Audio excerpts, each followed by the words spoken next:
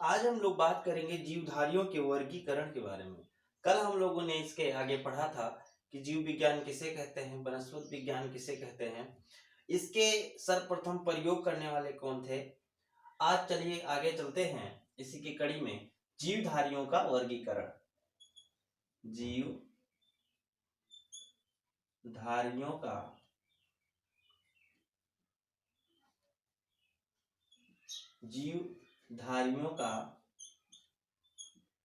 वर्गीकरण।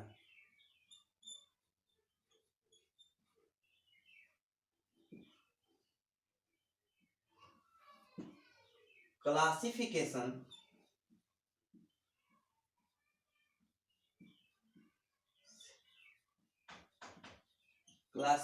Of organism.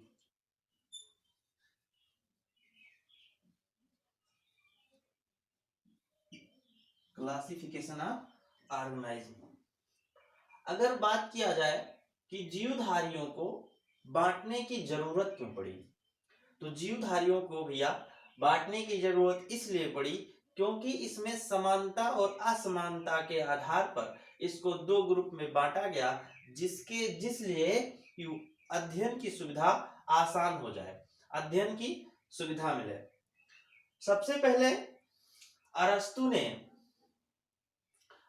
ने इसको दो समूह में विभाजन किया था। किसने? अरस्तु ने बताया कि जो जीवधारी हैं ये दो समूह में इनको रखा जाए। नंबर पहला समूह जो था वो जंतु समूह इन्होंने बताया, जंतु समूह। और जो दूसरा समूह बताया वो पादप समूह बताया, पादप समूह।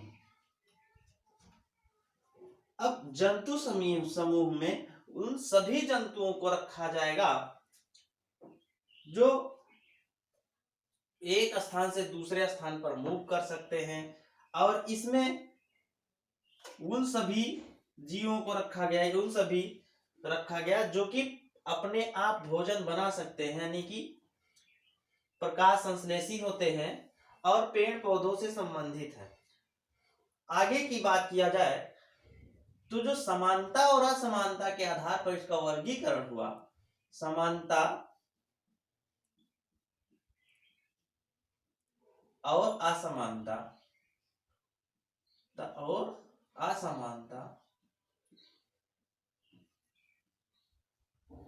समानता और असमानता के आधार पर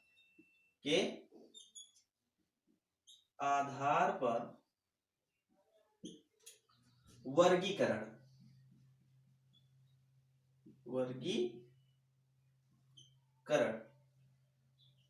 लीनियस ने अपनी पुस्तक सिस्टमा इन नेचर में, लीनियस ने अपनी पुस्तक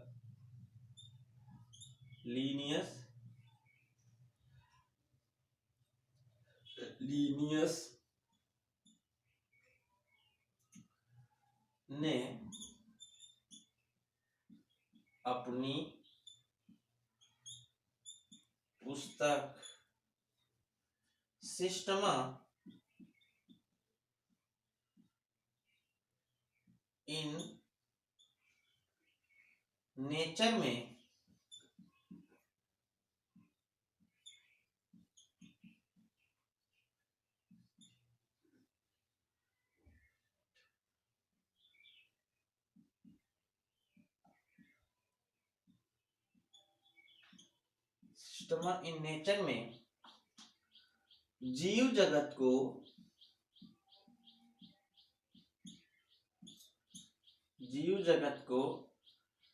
दो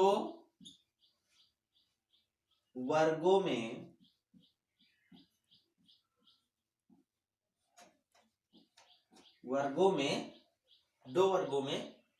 विभाजित किया।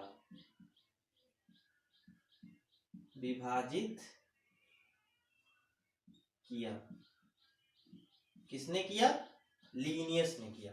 दो वर्गों में विभाजित किया और इन्होंने बताया कि वर्गीकरण को जरूरत पौधों को और जंतुओं को पढ़ने की सुविधा, समझने की सुविधा में आसानी के लिए इसको बांटना जरूरी है। और इन्हीं के नियमों के आधार पर जो वर्गीकरण की नींव पड़ी। किसके नियमों के आधार पर? लीनियस। इसलिए लीनियस को ही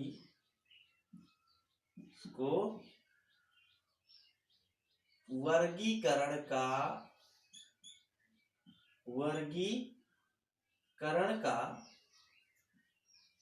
जनक कहते हैं। किसको वर्गीकरण का जनक कहते हैं? लीनियस को कहते हैं। और वर्गीकरण का जनक यानी कि फादर ऑफ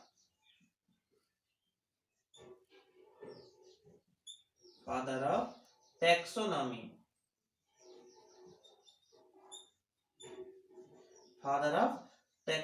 कहते हैं। अब जो लीनियस ने बताया था कि वर्गीकरण को करना है, तो वर्गीकरण के 4 चरण इन्होंने बताया।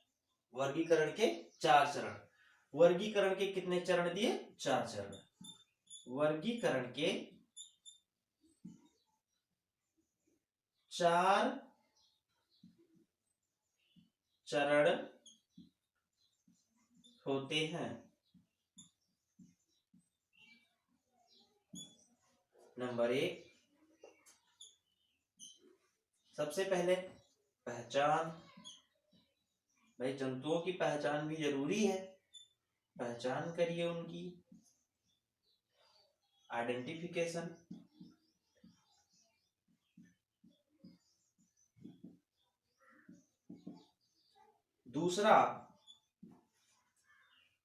दूसरा इनका क्या करिए? वर्गीकरण करिए।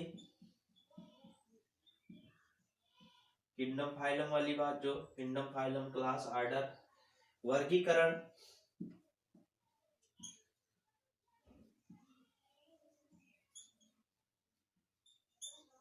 तीसरा नामकरण करिए, उनका कोई नाम दीजिए। नामकरण यानी कि नॉमेनक्लेचर।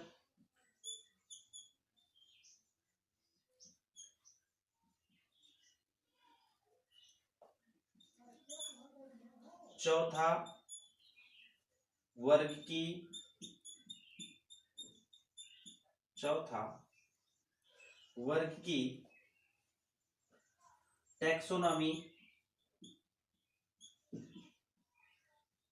टैक्सोनॉमी। ये वर्गीकरण के 4 चरण हैं। वर्गीकरण के 4 चरण है और इनके आधार पर ही इसका वर्गीकरण किया गया है। अब इसी में जो जीव जगत हुए, इन सभी चारों को मिला करके जो जीव जगत बने, उनको 5 जीव जगत को 5 समूह में बांटा गया। जीव जगत को 5 समूह में बांटा गया। नंबर 1 मोनेरा, नंबर 2 प्रोटिस्टा,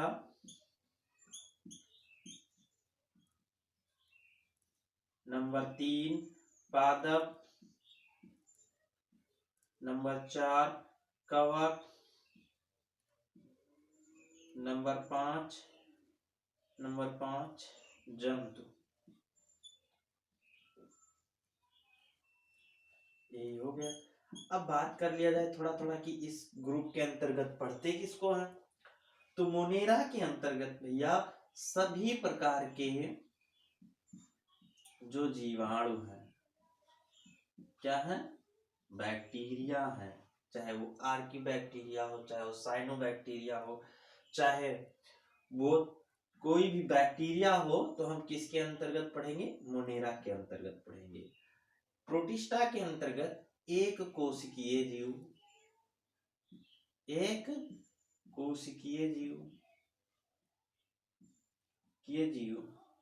एक कोशिकीय जीव, और यूकैरियोटिक कोशिका वाले होते हैं। ये यूकैरियोटिक कोशिका वाले को हम प्रोटिस्टा के अंदर पढ़ते हैं। और पादप जगत की तो बात मत करिए, पादप जगत आप लोग सब जानते हैं, क्योंकि इसमें पौधों का अध्ययन करते हैं, पेड़ पौधों का अध्ययन करते हैं। जो प्रकाश संश्लेषी होते हैं उन सभी का अध्ययन करते हैं। प्रकाश संश्लेषी होते हैं उन सभी का अध्ययन करते हैं पादप जगत के अंतर्गत। कवक तो आप जानते ही हैं। इसके अंतर्गत हम लोग यूकैरियोटिक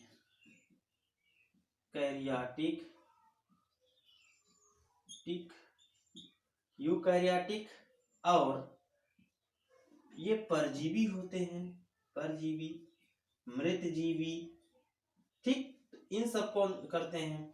और जंतु जगत तो आप फिर जानते ही हैं, इसमें समस्त प्रकार के जंतुओं का अध्ययन करते हैं। समस्त जंतु कह लीजिए। समस्त जंतु में आ गया जैसे कि बहुकोशिकीय वाले,